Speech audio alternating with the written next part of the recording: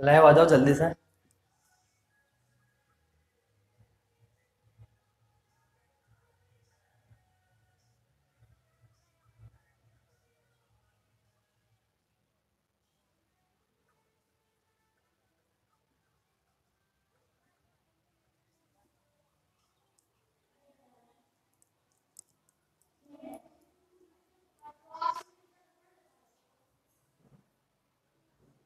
आवाज आ रही है मेरी? कंफर्म करें एक बार।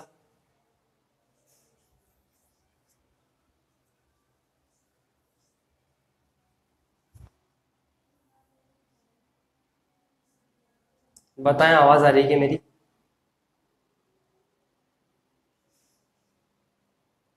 ओके, एक दो मिनट वेट कर लेते हैं बाकी बच्चों का भी।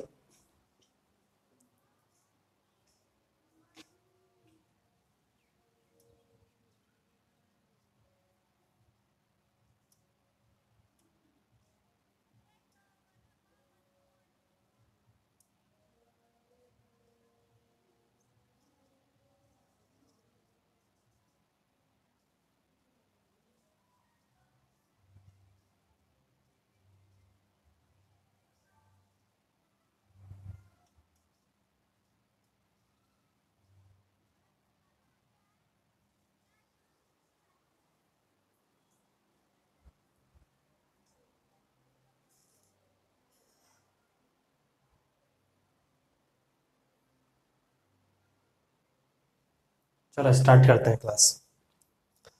टॉपिक डालना, सामान्य द्रव्यमान के अनुप्रयोग, एप्लीकेशन ऑफ रिड्यूस मास। सामान्य द्रव्यमान के अनुप्रयोग, एप्लीकेशन ऑफ रिड्यूस मास। सामान्य द्रव्यमान के अनुप्रयोग। पहला लिखना, हाइड्रोजन परमाणु का सामान्य द्रव्यमान, reduced mass of hydrogen atom.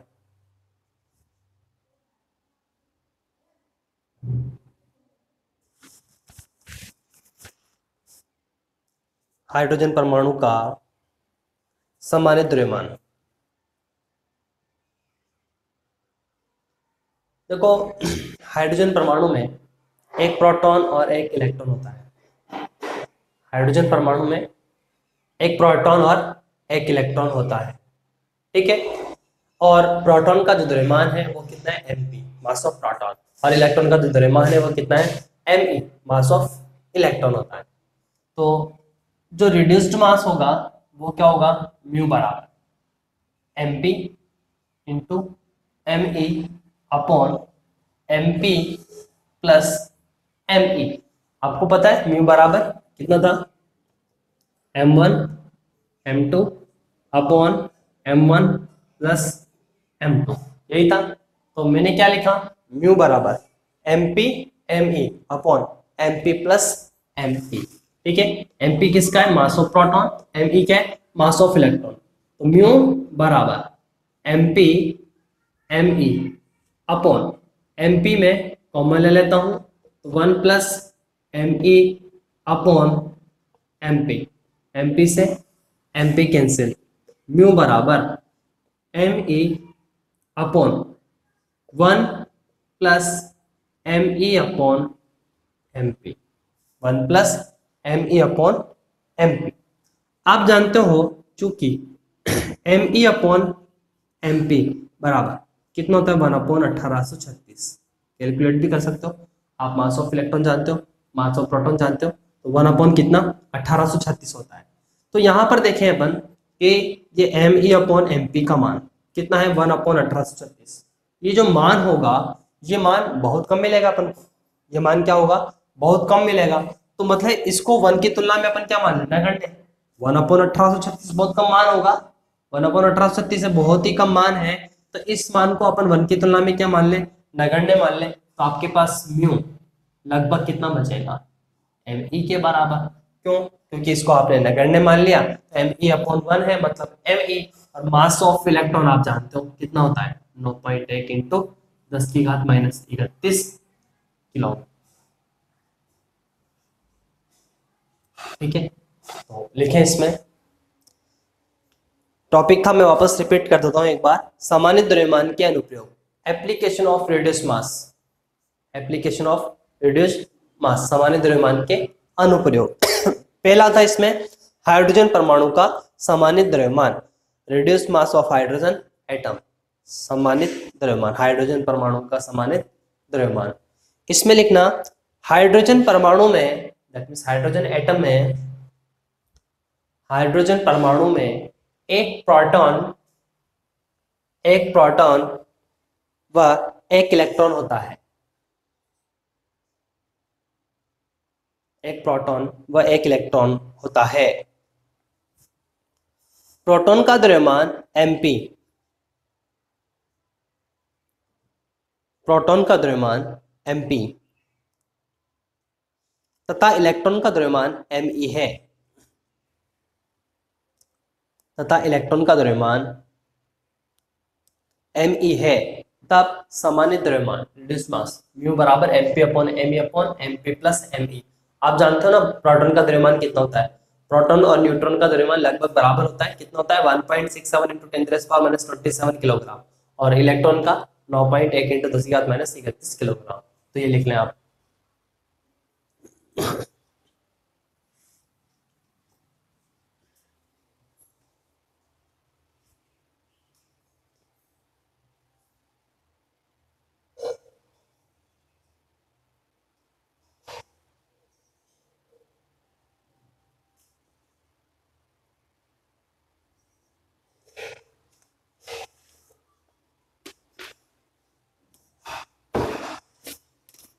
Complete करें से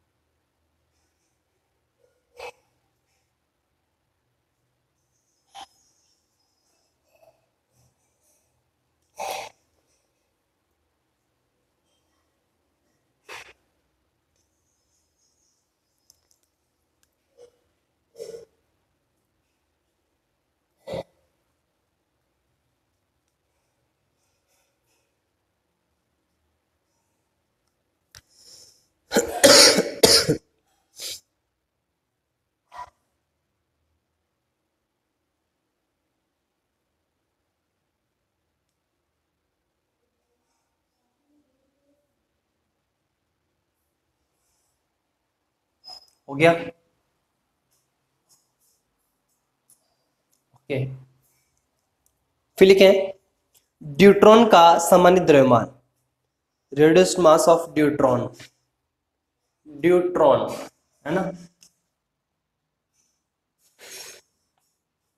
ड्यूट्रॉन 1s2, वही एक प्रोटॉन और एक इलेक्ट्रॉन होता है इसमें भी,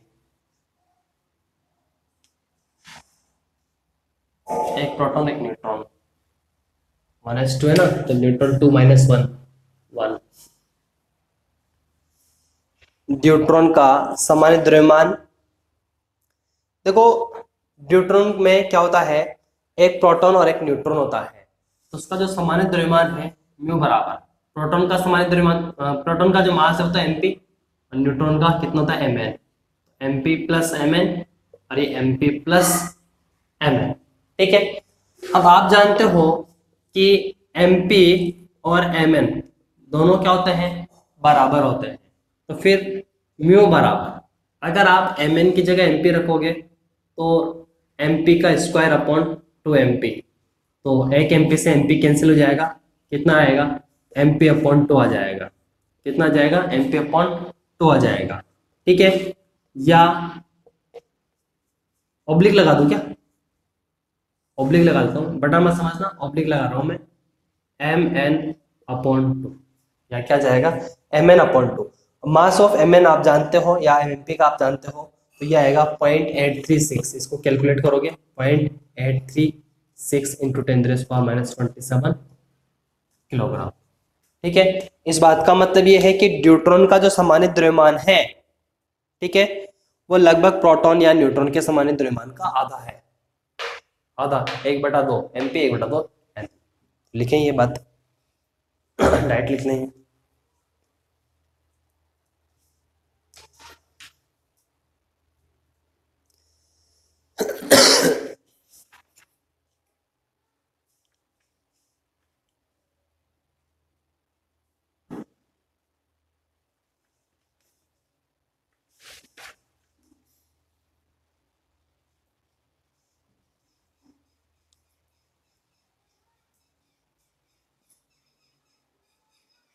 लिख लो तो बता देना।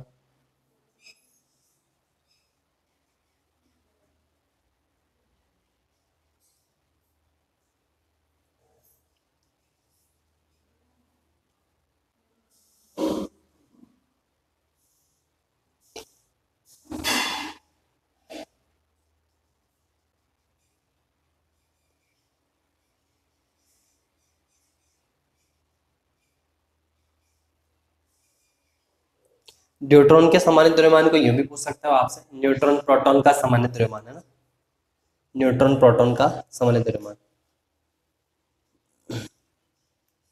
इसमें लिखना अर्थात न्यूट्रॉन का सामान्य द्रव्यमान मतलब रिड्यूस्ड मास, अर्थात न्यूट्रॉन का सामान्य द्रव्यमान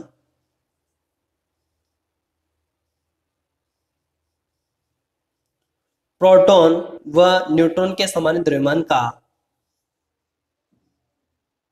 नहीं सामान्य मत बोलना, सिर्फ द्रव्यमान लिखना। अर्थात न्यूट्रॉन का सामान्य द्रव्यमान, रिपीट कर रहा हूं मैं इसके बाद, अर्थात न्यूट्रॉन का सामान्य द्रव्यमान प्रोटॉन व न्यूट्रॉन, प्रोटॉन व न्यूट्रॉन के द्रव्यमान का आधा होता है। प्रोटॉन व न्यूट्रॉन के द्रव्यमान का आधा होता है।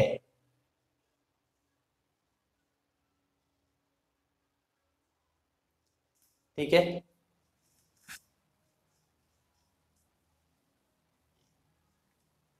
थर्ड एप्लीकेशन, पृथ्वी तथा उपग्रह, पृथ्वी तथा उपग्रह या पृथ्वी एवं चंद्रमा का सामान्य द्रव्यमान, reduced mass of earth and satellite और अर्थ एंड मून सिस्टम। पृथ्वी तथा उपग्रह, पृथ्वी तथा उपग्रह या पृथ्वी एवं चंद्रमा का सामान्य द्रव्यमान, पृथ्वी एवं चंद्रमा का सामान्य द्रव्यमान, reduced mass of earth and satellite और earth and moon system. Sorry, इसमें एक लाइन लिखेंगे पहले अपन, फिर उसके बाद स्टार्ट करेंगे। माना पृथ्वी का द्रव्यमान me, मास ऑफ अर्थ, माना पृथ्वी का द्रव्यमान me, मास ऑफ अर्थ, तथा उपग्रह का द्रव्यमान सैटेलाइट, उपग्रह का द्रव्यमान ms है, मास ऑफ सैटेलाइट ms है। पृथ्वी का द्रव्यमान me तथा उपग्रह का द्रव्यमान ms है। तब उपग्रह पर पृथ्वी के कारण लगने वाला गुरुत्वीय बल, तब पृथ्वी पर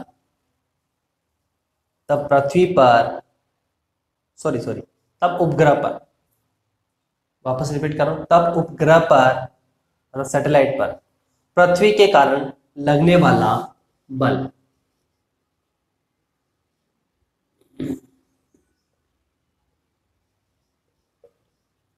क्या होगा, Fs बराबर, उपग्रह पर लगने वाला बल है इसलिए मैंने Fs लिख दिया, Fs बराबर म्यू, म्यू क्या है, सामान्य द्रव्यमान है, और d2 RSE upon dt square.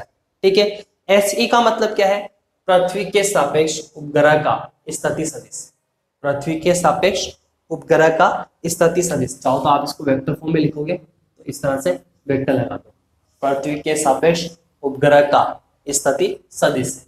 ठीक है, अब एफ एस वेक्टर बराबर म्यू क्या है, सामान्य द्रव्यमान है। ठीक है, तो सामान्य द्रव्यमान को क्या लिखेंगे अपन, M E M S upon M E plus M S, ऐसे लिखेंगे। M one M two upon M one plus M two होता है, और ये D two R S E vector upon D T square. ठीक है, पृथ्वी के सापेक्ष उपग्रह का स्थिति सदिश। तो एफ एस वेक्टर बराबर M E M S upon, मैं यहां से एम ई कॉमन ले लेता हूं, one plus M S upon M E, और ये D two R S E upon D T square. M E से एम ई कैंसिल हो गया। ठीक है, तो एफ एस वेक्टर बराबर, इसको मैं ऊपर ले लेता हूँ, तो ये एम एस तो है ही से अपने पास, one plus M S upon M E, M S upon M E का inverse D two R S E upon D T square. तो एफ एस बराबर M S, one plus X की घात एन है, तो वन माइनस एन एक्स, ये minus है, तो M S upon M E, और ये D two R S E upon D T square. अब आप जानते हो कि उपग्रह का जो द्रव्यमान है वो पृथ्वी से क्या होता है, कम होता है, M S less than M E, मतलब M S upon M E less than one. ये मान एक की तुलना में बहुत कम है, इसको क्या मान ले, नगण्य। तो आपके पास क्या जाएगा, एफ एस वेक्टर बराबर क्या, M S D two R S E vector upon D T square. ठीक है, कंप्लीट करें सर। अभी अपन ने किसकी बात की है, पृथ्वी और उपग्रह की बात की है, पृथ्वी और चंद्रमा की अपन बात कर लेंगे। यहां तक लिख लें पहले।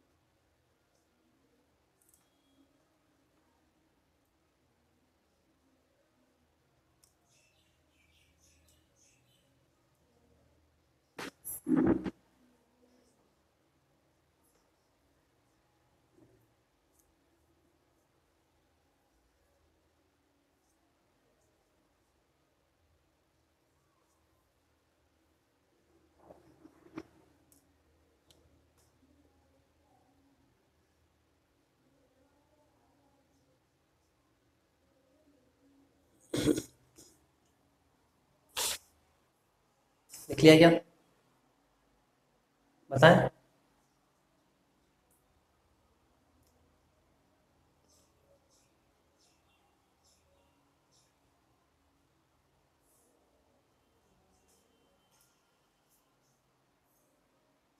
ओके, इसके बाद देखना, यदि चंद्रमा का द्रव्यमान, मून का मास ऑफ मून, यदि चंद्रमा का द्रव्यमान M M, capital M M, यदि चंद्रमा का द्रव्यमान एम एम हो तो पृथ्वी के कारण चंद्रमा पर लगने वाला गुरुत्वीय बल पृथ्वी के कारण चंद्रमा पर लगने वाला गुरुत्वीय बल, इसके कारण पृथ्वी के कारण चंद्रमा पर, तो एफ एम वेक्टर बराबर एम एम इसकी तरह D two R M E upon D T square, पृथ्वी के सापेक्ष चंद्रमा का स्थिति सदिश लिख लेंगे। यदि चंद्रमा का द्रव्यमान एम हो तो पृथ्वी के कारण चंद्रमा पर लगने वाला गुरुत्वीय बल।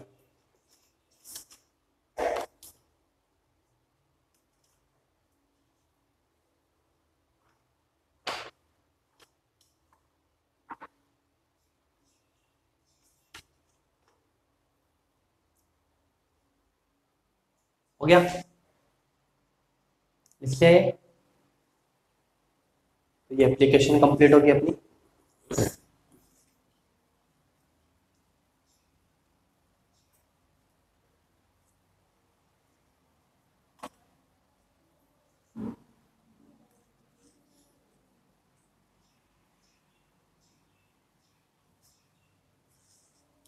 इसके बाद टॉपिक डालना समवेग संरक्षण नियम, कंजर्वेशन ऑफ लीनियर मोमेंटम, समवेग संरक्षण नियम,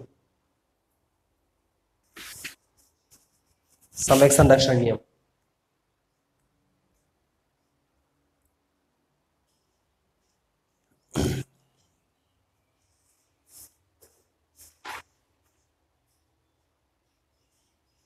law of conservation of linear momentum, समवेग संरक्षण नियम, law of conservation of linear momentum, समवेग संरक्षण नियम, law of conservation of linear momentum. सुनो, यदि किसी निकाय पर बाह्य बल शून्य हो, एक्सटर्नल फोर्स कितना हो, 0 हो, तो उस निकाय का, सिस्टम का जो कुल संवेग है, टोटल जो मोमेंटम है, वो क्या रहता है, नियत रहता है, कांस्टेंट रहता है। इसे ही क्या कहते हैं, संवेग संरक्षण नियम कहते हैं, law of conservation of linear momentum. कैसे, देखें, वी नो दैट, हम जानते हैं, क्या जानते हैं, एफ वेक्टर बराबर कितना होता है, डीपी वेक्टर अपॉन dt, संवेग में परिवर्तन की दर बल के बराबर होती है। यदि इफ एफ वेक्टर बराबर कितना, 0, then dp vector upon dt बराबर 0। ये dp अपॉन dt 0 कब हुआ होगा, जब p क्या होगा, कांस्टेंट, क्योंकि कांस्टेंट का जो अवकलन है 0 होता है, कांस्टेंट। तो मैंने यही कहा कि यदि किसी निकाय पर बाह्य बल शून्य हो तो उस निकाय का कुल रेखीय संवेग, लीनियर मोमेंटम क्या रहता है, संरक्षित रहता है, नियत रहता है या कांस्टेंट रहता है। इसे क्या कहते हैं, संवेग संरक्षण का नियम कहते हैं। तो पहले तो ये चीज लिख लें, इसके आधार पर अपन डेफिनेशन बनाएंगे, पहले ही लिख लें।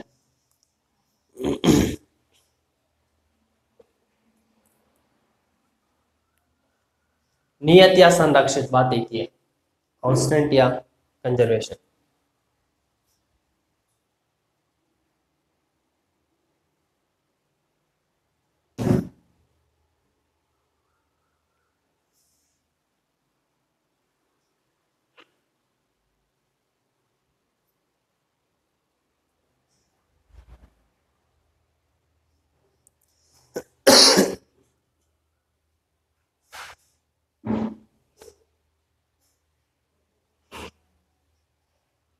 हो गया, तो लिखना है इसमें, यदि किसी निकाय पर बाह्य बल शून्य हो,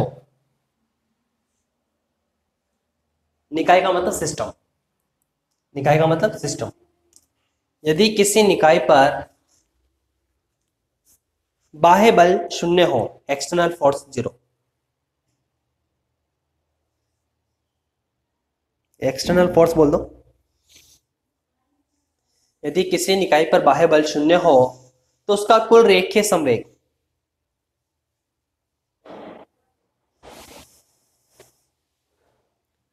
तो उसका कुल रेखीय संवेग संरक्षित होता है, मतलब it's linear momentum remains constant, उसका कुल रेखीय संवेग संरक्षित होता है। इसे रेखीय संवेग संरक्षण का नियम कहते हैं। इसे रेखीय संवेग संरक्षण का नियम कहते हैं। This is known as conservation of linear momentum. इसे रेखीय संवेग संरक्षण का नियम कहते हैं।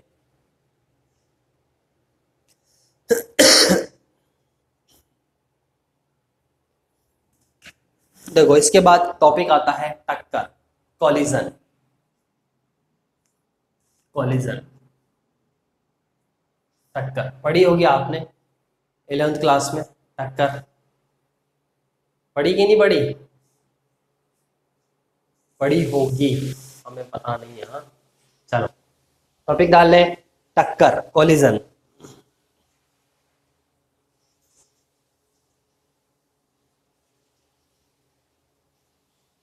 देखो, टक्कर होती क्या है? जब दो बॉडीज, जब दो पिंड एक दूसरे की ओर गति करते हैं, दो पिंड एक दूसरे की ओर गति करते हैं, तो पारस्परिक अन्योन्य क्रिया बलों के कारण, पारस्परिक अन्योन्य क्रिया बलों के कारण, म्यूचुअल इंटरेक्शन। पारस्परिक अन्योन्य क्रिया बल का मतलब क्या है? Mutual interaction. तो मैंने क्या कहा कि जब दो पिंड एक दूसरे की ओर गति करते हैं तो पारस्परिक अन्योन्य क्रिया बलों के कारण उनके वेग और संवेग में परिवर्तन आ जाता है, मतलब change in velocity and momentum. उनके वेग तथा संवेग में परिवर्तन हो जाता है, तो उसे अपन क्या कहते हैं? टक्कर कहते हैं, कॉलिजन कहते हैं। और टक्कर में संवेग संरक्षण नियम सदैव लागू होता है, मतलब जो लीनियर जो मोमेंटम है वो ऑलवेज क्या रहता है? कंजर्व रहता है। ठीक है, संवेग संरक्षण नियम सदैव लागू होता है, मतलब आपने देखा है P क्या है? कांस्टेंट है। कांस्टेंट होने का मतलब क्या है? कि टक्कर से पहले का कुल संवेग बराबर टक्कर के बाद का कुल संवेग। जैसे मान लो ये दो पिंड है, आपस में टक्कर कर रहे हैं, ये तो पहले की है और ये बाद वाली इनकी पोजीशन है, तो टक्कर से पहले का जो टोटल संवेग है वो बराबर टक्कर के बाद का कुल संवेग, उसे क्या बोलते हैं? रेखीय संवेग संरक्षण का नियम कहते हैं। ठीक है, तो मैंने क्या कहा, वापस से सुने कि जब दो पिंड, दो बॉडीज एक दूसरे की ओर गति करती है तो पारस्परिक अन्योन्य क्रिया बलों के कारण, म्यूचुअल इंटरेक्शन के कारण उनके वेग तथा संवेग में परिवर्तन हो जाता है। वेग का मतलब वेलोसिटी, संवेग का मतलब मोमेंटम, उनमें परिवर्तन हो जाता है, तो इसे क्या कहते हैं अपन? टक्कर कहते हैं। और टक्कर में संवेग संरक्षण नियम सदैव लागू होता है, अर्थात टक्कर से पहले का कुल संवेग बराबर टक्कर के बाद का कुल संवेग। लिखे बात, दो पिंड एक दूसरे की ओर गति करते हैं तो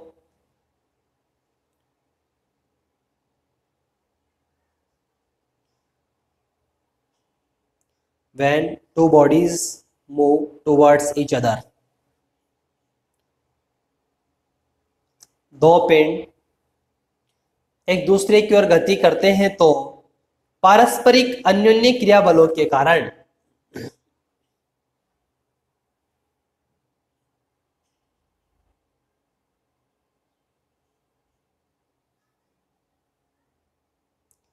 पारस्परिक अन्योन्य क्रिया बलों के कारण, मतलब म्यूचुअल इंटरेक्शन, पारस्परिक अन्योन्य क्रिया बलों के कारण उनके वेग तथा संवेग में परिवर्तन हो जाता है। वेलोसिटी में चेंज आएगा तो एनर्जी में भी चेंज आ जाएगा, ध्यान रखना।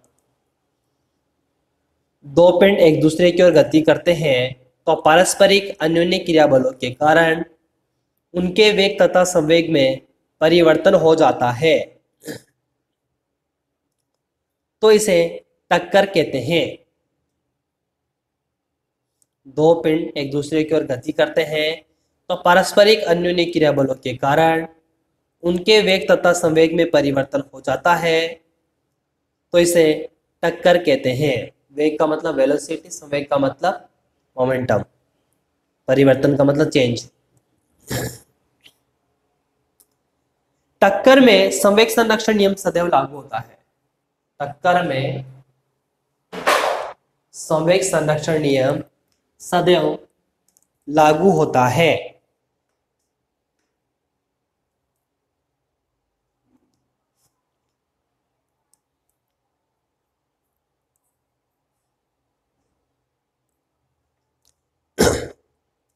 मतलब कॉलिजन में जो law of conservation of linear momentum है ऑलवेज क्या रहता है, कंजर्व रहता है। टक्कर में संवेग संरक्षण नियम सदैव लागू होता है, अर्थात टक्कर से पूर्व कुल संवेग बराबर टक्कर के बाद कुल संवेग।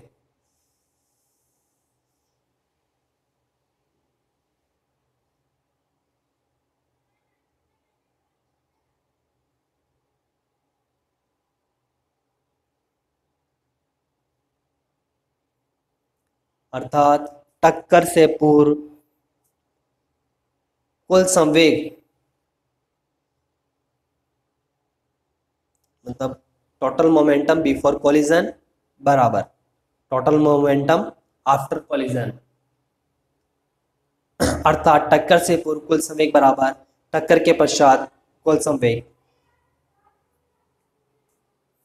टक्कर से पूर्व कुल संवेग बराबर टक्कर के पश्चात कुल संवेग। नेक्स्ट लाइन लिखना, गतिज ऊर्जा संरक्षण के आधार पर, on the basis of law of conservation of kinetic energy. गतिज ऊर्जा संरक्षण के आधार पर, on the basis of law of conservation of kinetic energy, गतिज ऊर्जा संरक्षण के आधार पर टक्कर को दो भागों में विभाजित किया जाता है। Collision are two types.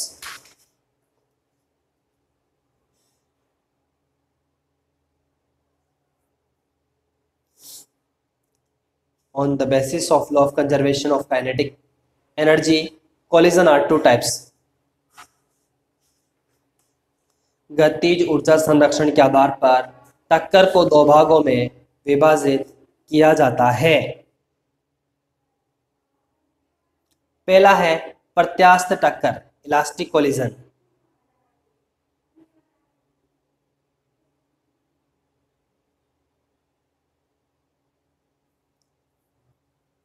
देखो, संवेग संरक्षण नियम तो ऑलवेज कंजर्व रहता है, जो लीनियर मोमेंटम है ऑलवेज कंजर्व रहता है टक्कर में।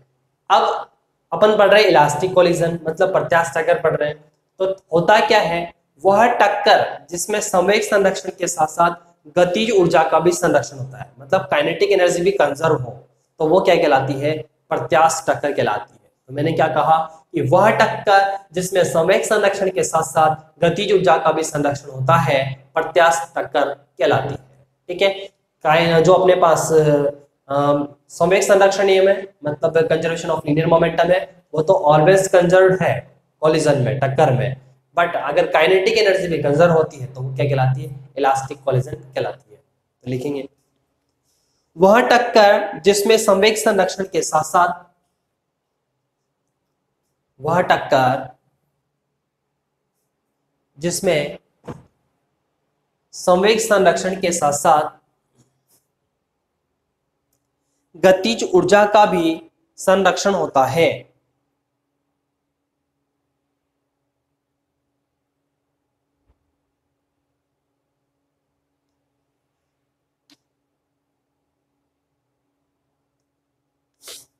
वह टक्कर जिसमें संवेग संरक्षण के साथ साथ गतिज ऊर्जा का भी संरक्षण होता है प्रत्यास्थ टक्कर कहलाती है, इलास्टिक कोलिजन।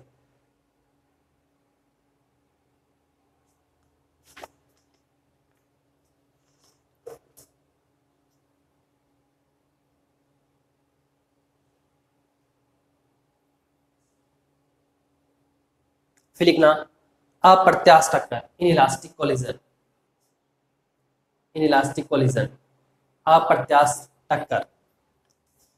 देखो इसमें क्या है, वह टक्कर जिसमें संवेग का तो संरक्षण होता है। अभी अपन ने बोला है कि कोलिजन में लीनियर मोमेंटम ऑलवेज कंजर्व रहता है, संवेग का तो संरक्षण होता है परंतु गतिज ऊर्जा का संरक्षण नहीं होता, मतलब kinetic energy do not conserve. लिखेंगे, वह टक्कर जिसमें संवेग का तो संरक्षण होता है, वह टक्कर जिसमें संवेग का तो संरक्षण होता है परंतु गतिज ऊर्जा का संरक्षण नहीं होता है। वह टक्कर जिसमें संवेग का तो संरक्षण होता है परंतु गतिज ऊर्जा का संरक्षण नहीं होता है। परंतु गतिज ऊर्जा का संरक्षण नहीं होता है। अप्रत्यास्थ टक्कर कहलाती है इनइलास्टिक कोलिजन।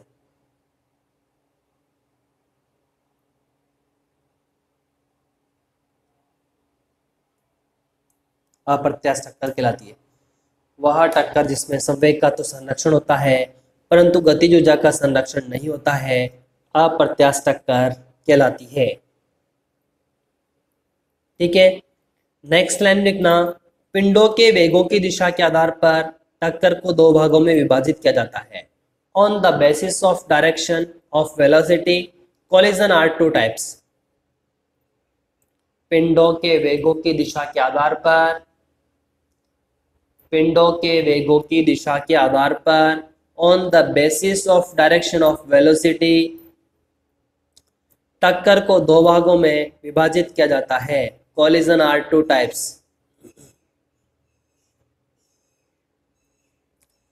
पहला है सीधी या सरल रेखीय टक्कर, हेड ऑन कोलिजन।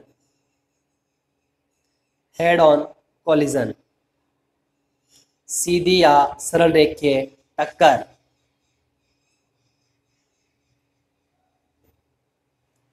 देखो, यदि टक्कर से पूर्व, यदि टक्कर से पूर्व और टक्कर के बाद, बिफोर और आफ्टर, यदि टक्कर से पूर्व तथा टक्कर के बाद पिंडों के वेग एक सीधी रेखा के अनुदिश हो, स्ट्रेट लाइन, एक सीधी रेखा के अनुदिश हो, तो उसे क्या कहते हैं अपन? सीधी या सरल रेखीय टक्कर कहते हैं, हेड ऑन कोलिजन। लिखिए बात, यदि टक्कर से पूर्व तथा टक्कर के पश्चात, यदि टक्कर से पूर्व तथा टक्कर के पश्चात, यदि टक्कर से पूर्व तथा टक्कर के पश्चात पिंडों के वेग एक सीधी रेखा के अनुदिश हो,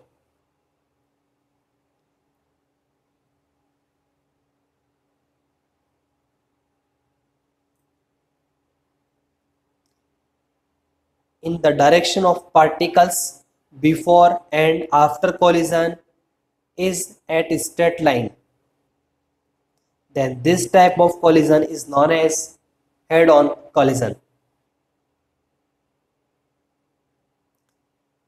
यदि टक्कर से पूर्व तथा टक्कर के पश्चात पिंडों के वेग एक सीधी रेखा के अनुदिश हो, एक सीधी रेखा के अनुदिश हो, तो इसे सीधी या सरल रेखीय टक्कर कहते हैं।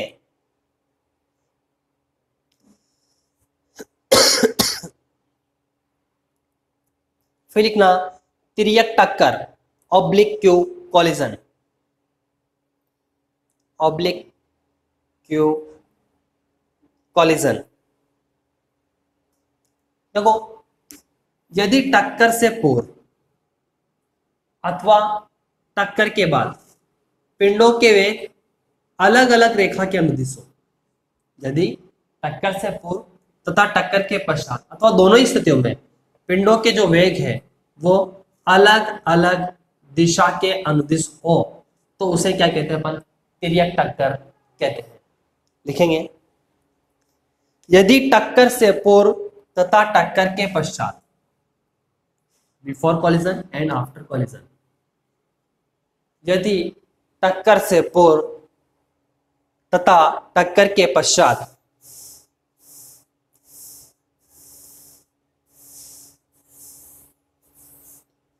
यदि टक्कर से पूर्व तथा टक्कर के पश्चात अथवा दोनों ही स्थितियों में पिंडों के वेग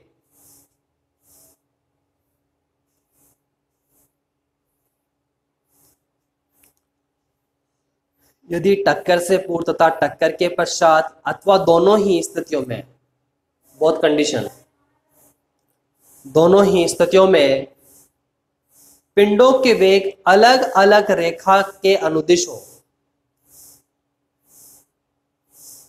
डिफरेंट डायरेक्शन में जाए मतलब,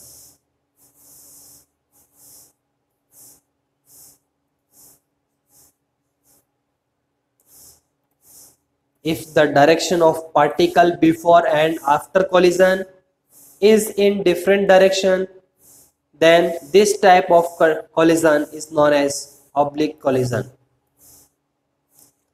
यदि टक्कर से पूर्व तथा टक्कर के पश्चात अथवा दोनों ही स्थितियों में पिंडों के वेग अलग अलग रेखा के अनुदिश हो तो इसे तिर्यक टक्कर कहते हैं।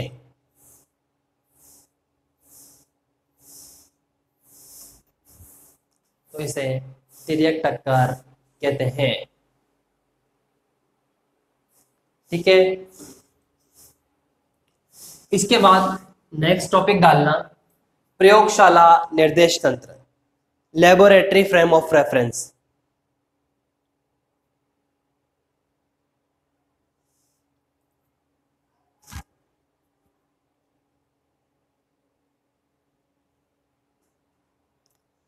प्रयोगशाला निर्देश तंत्र, क्वेश्चन लिखना एल फ्रेम, क्वेश्चन लिखना L frame, laboratory frame of reference, प्रयोगशाला निर्देश तंत्र, लेबोरेटरी फ्रेम ऑफ रेफरेंस।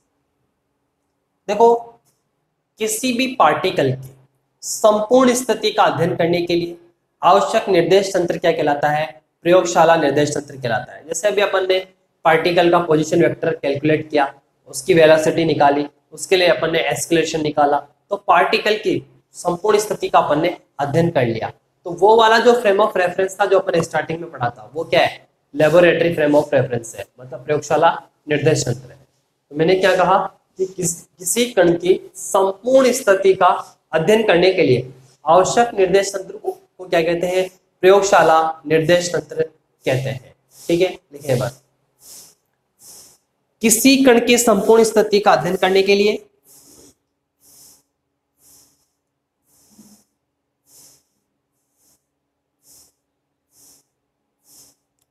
किसी कण की संपूर्ण स्थिति का अध्ययन करने के लिए for studying the criteria of particle system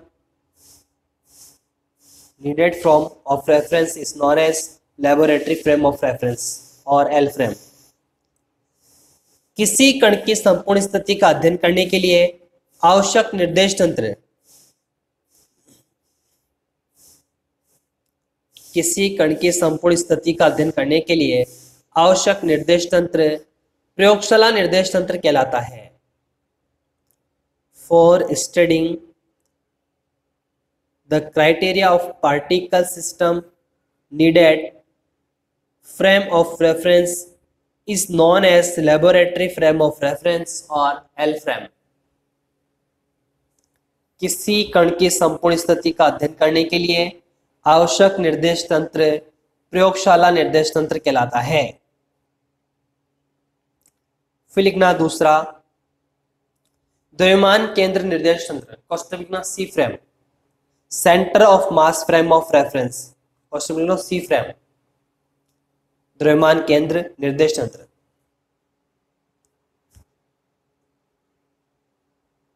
देखो, ऐसा निर्देश तंत्र जिसका मूल बिंदु निकाय के द्रव्यमान केंद्र पर स्थित हो, मतलब आरसीएम कितना हो गया? 0। ऐसा निर्देश तंत्र जिसका मूल बिंदु निकाय के द्रव्यमान केंद्र पर स्थित हो तो उसे क्या कहते हैं? द्रव्यमान केंद्र निर्देश तंत्र कहते हैं। और इस निर्देश तंत्र में आरसीएम वेक्टर बराबर कितना होता है? 0 होता है। आरसीएम कितना होता है? 0। ठीक है, जैसे मान लो आपके पास ये एक प्रयोगशाला निर्देश तंत्र है थोड़ी देर के लिए, या आपके पास 2 पिंड है छोटे छोटे मान लेते हैं, या आपके पास 2 कण है। ठीक है, ये इनका क्या है? सेंटर ऑफ मास है यहाँ पर। ठीक है, अभी आप इसका जो पोजीशन वेक्टर लेते हो कितना लेते हो? आरसीएम वेक्टर लेते हो। कितना लेते हो? RCM vector. अब ये आरसीएम वेक्टर कहाँ आ जाए? मूल बिंदु पर आ जाए, यहाँ मूल बिंदु पर आ जाए यहाँ पर। अगर ये मूल बिंदु पर आ जाए तो आरसीएम कितना हो गया? 0। अगर आरसीएम 0 हो गया तो वीसीएम भी कितना होगा? 0। अगर वीसीएम 0 हो गया तो पीसीएम भी कितना होगा? 0।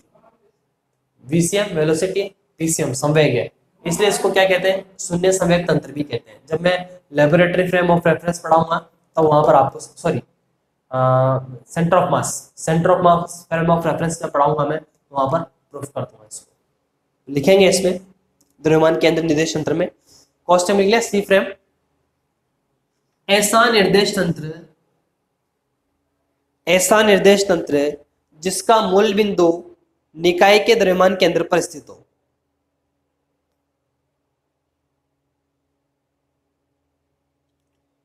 मूल बिंदु मतलब ओरिजिन। ऐसा निर्देश तंत्र जिसका मूल बिंदु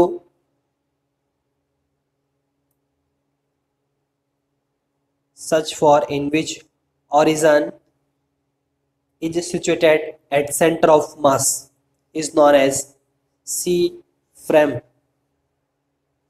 मतलब centre of mass frame of reference. ऐसा निर्देश तंत्र जिसका मूल बिंदु निकाय के द्रव्यमान केंद्र पर स्थित हो, द्रव्यमान केंद्र निर्देश तंत्र कहलाता है। ऐसा निर्देश तंत्र जिसका मूल बिंदु निकाय के द्रव्यमान केंद्र पर स्थित हो। ऐसा निर्देश तंत्र जिसका मूल बिंदु निकाय के द्रव्यमान केंद्र पर स्थित हो, द्रव्यमान केंद्र निर्देश तंत्र कहलाता है। Such for in which origin is situated at center of mass is known as C, मतलब centre of mass frame of reference और सी फ्रेम। इसे सी फ्रेम भी कहते हैं। ऐसा निर्देश तंत्र जिसका मूल बिंदु निकाय के द्रव्यमान केंद्र पर स्थित हो, द्रव्यमान केंद्र निर्देश तंत्र कहलाता है। इसे सी फ्रेम भी कहते हैं। चूंकि इस निर्देश तंत्र के सापेक्ष आरसीएम वेक्टर बराबर 0 होता है, चूंकि इस निर्देश तंत्र के सापेक्ष आरसीएम वेक्टर बराबर 0 होता है, इसलिए वीसीएम तथा पीसीएम बराबर 0।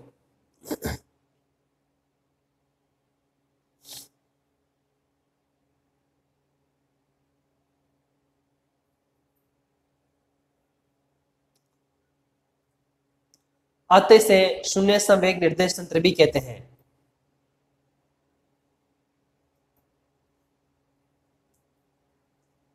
Zero momentum frame of reference. For this frame of reference RCM vector बराबर 0, देन वीसीएम 0 एंड पीसीएम 0।